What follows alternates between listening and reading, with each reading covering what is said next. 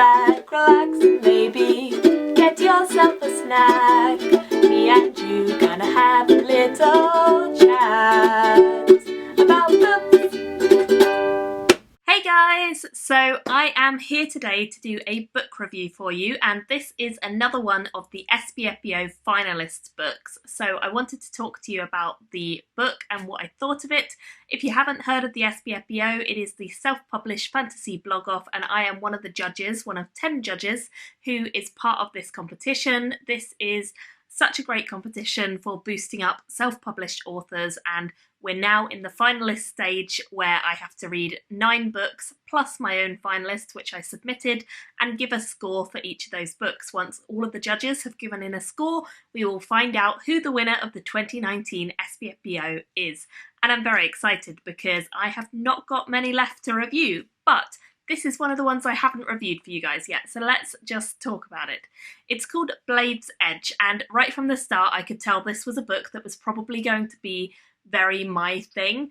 I love Asian-inspired culture and Asian-inspired fantasy stories, and this has exactly that. It is based on a kind of ancient feudal Japan, and there are hints of old Japanese mythology, Japanese feudal fighting styles and different hierarchies of society. And it's a world where there is a big disparity between the rich and the poor, and the people who can get away with things and the people who can't. And magic is definitely prevalent in this world. We follow 2 main characters who are both orphan children. They live in an orphanage when we first meet them, and they have kind of become like the best of friends in the time that they've been living there. We have Mishi and we have Taka. Now, each of these characters is very much their own person as the book goes on, but at first it feels a little hard to distinguish between them. It's only when their stories diverge into 2 very, very different lifestyles that you really get a feel for each of the characters. The world that we follow this storyline in is a world where women are not treated well if they have magic. So the magic of this world is quite an interesting one. It's based largely around kami, who are kind of these earth or elemental spirits, kind of part of Japanese folklore and mythology. And the way it works is that anyone can be born with magic, but in this day and age, it is thought that mostly men are the ones who are born with powerful magics. These 2 girls, who we have as main characters, Taka and Mishi, actually had magic from birth, but they were told very early on when they joined the orphanage, keep this hidden. Do not let them know that you have more magic and magic since you were babies, because it is completely not allowed. We follow 2 different storylines. We follow Mishi as she goes off, and she is essentially taken in by this school of secret people who are training to be these wonderful warrior-like beings. She learns how to embrace her power. She learns all about what magic can do and how far it can take her, and she really gets a chance to unlock her full potential. Taka, on the other hand, is taken away to a school where it's believed she has a little bit of magic later in life, and so she is kind of in training almost to be some sort of midwife. The midwives learn a lot more than they should, and it's frowned upon for babies, especially female babies, to have magic. So it's not just midwifery they're learning, it's actually how to hunt down people who have gone into hiding and have powerful babies. It's quite a lot more than the general public knows about this school. They think that they just have their daughters going there to learn how to be great midwives, but actually there is a lot more of a darker undercurrent going on at the school. There's some really horrible things that happen to Taka and Taka's friends while she is there, and it's really heartbreaking to hear her story. I think of the 2, Mishi gets a lot better end of the deal and Taka gets a really raw end of the deal with where she ends up. But it's interesting to see these 2 parallels. Both are schools for females and they are training in magic, but very differently. One is very much about the eradication of magic and one is about staying completely secret but working towards women being allowed to practice and learn magic. So they're very, very different cultural mindsets, and it's very interesting to see how the story progresses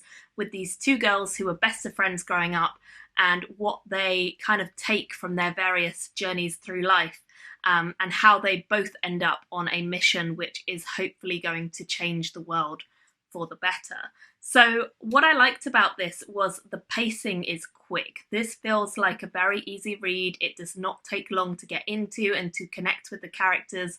It is very fast-paced throughout the whole thing. There's a lot of action, there's a lot of dramatic scenes, there's a lot of moments where the characters are faced with tough decisions, they have to make a snap decision and then they have to go with it.